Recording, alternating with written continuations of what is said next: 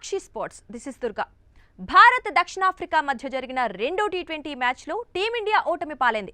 Bharat toss గెలిచి ముందుగా bowling ఎంచుకుంది. దక్షిణాఫ్రికా మొదట బ్యాటింగ్ చేసి 213 పరుగుల భారీ లక్ష్యాన్ని నిర్దేశించింది.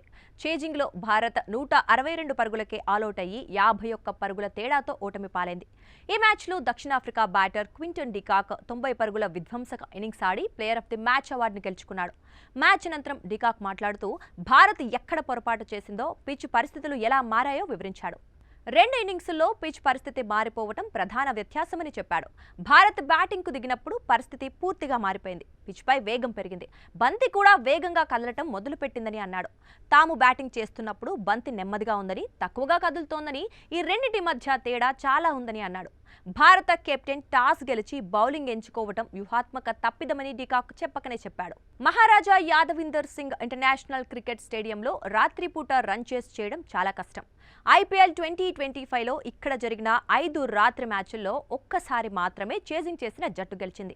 రెండో ఇన్నింగ్స్లో పిచ్ ఫాస్ట్ బౌలర్లకు సహకరిస్తుంది. మంచు ఉన్నప్పటికీ బ్యాటింగ్ చేయడం సులువు కాదు. ఈ కారణాల వల్ల టాస్ సమయంలో భారత కెప్టెన్ బౌలింగ్ ఎంచుకోవడం పెద్ద తప్పిదమని విశ్లేషకులు కూడా భావిస్తున్నారు. తన మెరుపు ఇన్నింగ్స్ గురించి డికాక్ మాట్లాడుతూ, తాను ఆడుతున్నప్పుడు ఏం జరుగుతుందో తనకు కూడా తెలియదని, అది సహజంగా జరిగిపోయిందని చెప్పాడు. తాను క్రీజ్లో కుదురుకున్నప్పుడు దాన్ని పూర్తిగా సద్వినియోగం చేసుకోవడానికి ప్రయత్నిస్తానన్నాడు. తాము తరచుగా ఒకరితో ఒకరం ఆడుతూ ఉంటాం. ముఖ్యంగా ఇండియాలో ఎప్పుడూ మంచి పిచ్లపై ఆడుతామని అన్నాడు. సాక్షి టీవీ ప్రసారాలను నిలిపివేయటం చట్టరీత్యా నేరం. సాక్షి టీవీ ప్రసారాల కోసం మీ స్థానిక కేబుల్ ఆపరేటర్ను వెంటనే సంప్రదించండి. DTHలో ఇంటర్నెట్లో కూడా సాక్షి టీవీ ప్రసారాలను వీక్షించవచ్చు.